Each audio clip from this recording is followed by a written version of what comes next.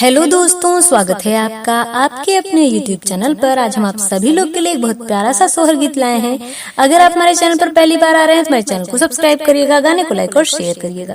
अंगना बहुरत बहुआत सासू से अर्ज करे, सासू से अर्ज करे हो, सासू हमरे पियरिया का साध, पियरिया हम लेबै, पियरिया हम पहिरब हो, सासू हमरे पियरिया का साधी, पियरिया हम लेबै, पियरिया हम पहिरब हो।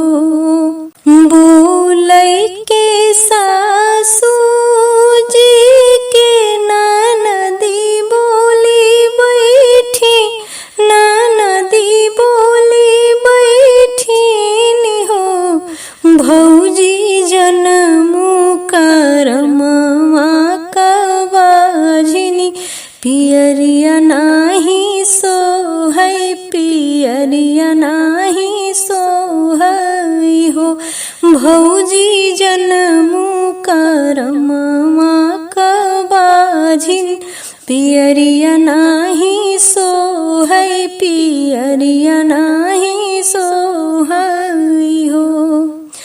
एतनी बचन बहु सुनीता पिया से अर्ज करे, पिया से अर्ज करे हो, पियानी देत्या जहरे का पुड़िया, त खाई मरी जाईती, खाई के मरी जाईती हो, पियानी देत्या जहरे का पुड़िया, त खाई के मरी जाईती, खाई मरी जाईती हो।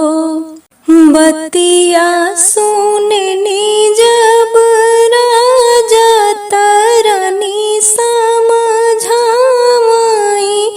रानी समझाई हो, धन कवन संकट जियरा लागे, तमनवा उदास की मनवा उदास की हो, धन कवन संकट जियरा लागे, तमनवा उदास की मनवा उदास की हो।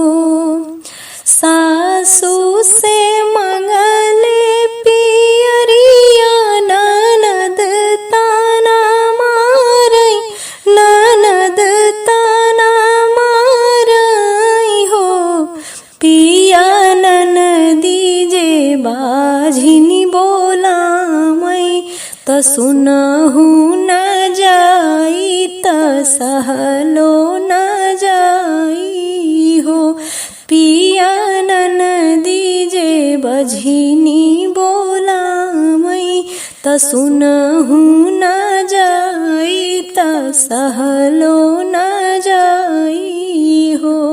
चुप रह धन, चुप रह मनवा में धीर धर, मनवा में धीर धर हो, धन हम लैबै चटक चुनरिया, पहिनी साध पुरवौ, पहिनी साध पुरवौ हो, धन राम जे फेरी है नजरिया, ललन तब होई है हो, रिल तब होई है हो, धन राम जे फेरी है नजरिया, ललन तोहके मिली है, ललन तब पैबी।